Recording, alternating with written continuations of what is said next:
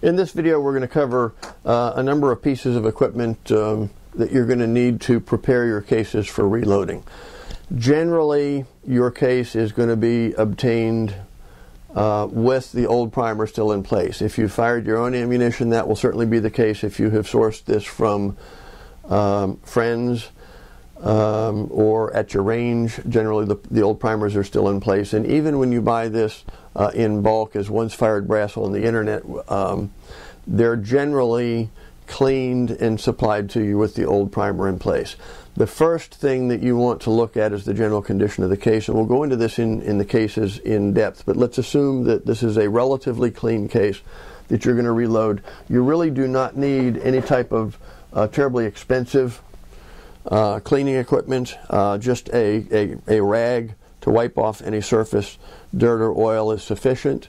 You're going to if you want to clean these in a tumbler, tumblers are a very common accessory for a lot of people. This is a vibrator tumbler that has crushed corncob husks in it. You can get this with crushed walnut shells. Put these in and run them around for 30 or 60 minutes and they'll come out really nice and bright and shiny.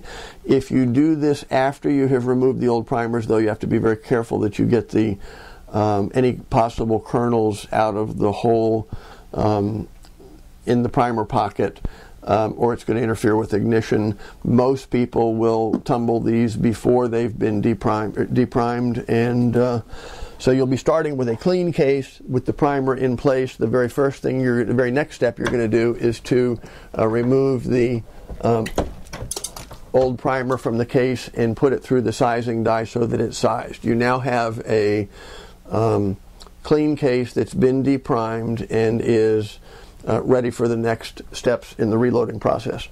The very next thing you're going to do, it's generally not needed in handgun ammunition. It is often needed in rifle ammunition, is you need to check the length of the case to see if it needs to be trimmed. There's a minimum length, which is the trim to length if it's trimmed. There's a maximum length beyond which it needs to be trimmed. The easiest way to know that is to get a simple tool. I happen to use this Lyman. It's called an Easy Case Length Gauge. Very simple, very fast. You simply take the cartridge, hold it up to the specific caliber, and it either fits or it doesn't fit. It's a go-no gauge, so it makes it very fast. If this fits in the groove for the 38 Special case, it means it is not lengthened to the point where it needs trimming. If I were doing 22-250, I would take this and put it in the 22-250 slot, and as you can see, this fits in that slot, so this is not lengthened to the point where it needs trimming.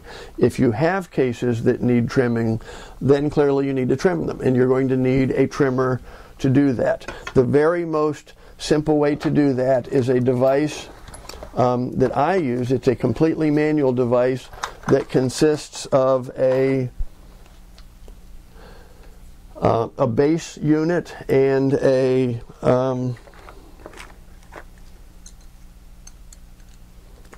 cutter.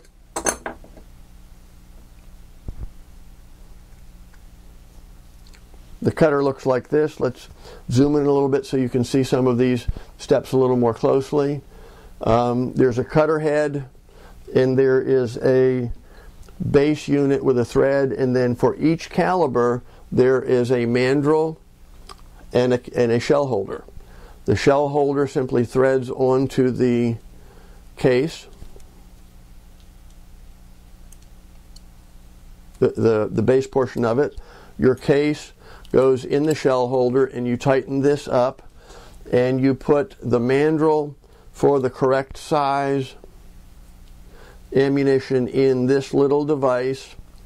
I gently use pliers to make sure that it's seated up against the actual cutting blades, and then this simply fits into the case. When it pops in, the little mandrel goes into the priming hole, and as you can see, when I spin this, the case does not contact the cutters. That's because this case is not long enough that it needs cutting. If it were long enough, this action here would simply trim that case manually. You can also put this device in a drill so that you can speed this up insert these and just cut them one at a time, and then take them out. Now, there are more expensive and more elaborate case cutters. They can cost $100 and more. They're great, they're automated, but I would suggest you do this manually at first. As with all of the steps that I promote for reloading, I would suggest you do them manually so that you have personally a good feel for what each step feels like, what's being accomplished, and most importantly, how much material is being removed. In this case, you'll actually see the cutting occur, and you will know that you then have a case that's cut to the right length, but it's also going to give you a flat, shiny, sharp-edged surface after the cutting, because it's going to cut it completely flat. You are going to need to deburr it then. There's a device, very simple device. Again, we're talking a couple of dollars. You simply put the case in and turn it around, and it knocks the edge off the outside of the case. Put this in and turn it slightly, and it knocks the edge off the inside of the case. You can literally feel how little material needs to be removed that quickly in order to properly treat that case. Again, you can automate it, and automation is great, but I still strongly suggest you do these steps manually at first so that you have a feel for every step. There's a device that a number of companies make called a case prep workstation, where you can literally have spinning mandrels and you can do all of these steps individually. The problem with that is, as soon as you start automating, if you don't have a good feel for how much is too much, you're likely to remove too much material or do too much of one step. This is one of the case prep stations that I told you about. This happens to be one that I use. I'm going to just show you the picture at this point because we're not going to use it in the course of these videos, but there are mandrels that spin on top of it where you can do various steps to the primer pocket, the inside and outside deburring. You can even use this to remove military crimps, although I wouldn't advise it at this stage. This automates the process. Once you get a feel for how much or how little material you want to move, it's very fast to just hold this on top of each station in a matter of seconds. You can do a variety of steps to the case at one time. Now, after you have taken the primer out, there's one last step that is completely optional, but I suggest you do it, and that's cleaning the primer pockets. There are very experienced reloaders that will say cleaning the primer pocket did absolutely nothing for their accuracy. There's other people that will say doing every step exactly the same way, exactly the same time, every time will give them the optimal accuracy, and they believe that cleaning the primer pocket is one of those steps. Simple device, couple of dollars. It has a larger mandrel, which will not go in the 38 special case because this uses small primers. There's a small primer end. You put it in and turn it around a couple of times, and you'll see a nice, clean, shiny bottom to the primer pocket because you've knocked off that little bit of deposit from the previous primer that has been fired. Optional, but again, I believe that you're going to be happiest if your cases look as close to new as possible as you reload them. I happen to like cleaning the primer pockets. As with all of our videos, we have a cheat sheet that will show you all of these various devices. Couple of cautions in sourcing your cases, and we'll go over this in more detail with the sources. Avoid military crimps. That's not normally a problem except in 223s for rifle and occasionally 45 ACP in handgun ammunition, but a military crimp will have a distinct ring around the mouth where the primer goes in.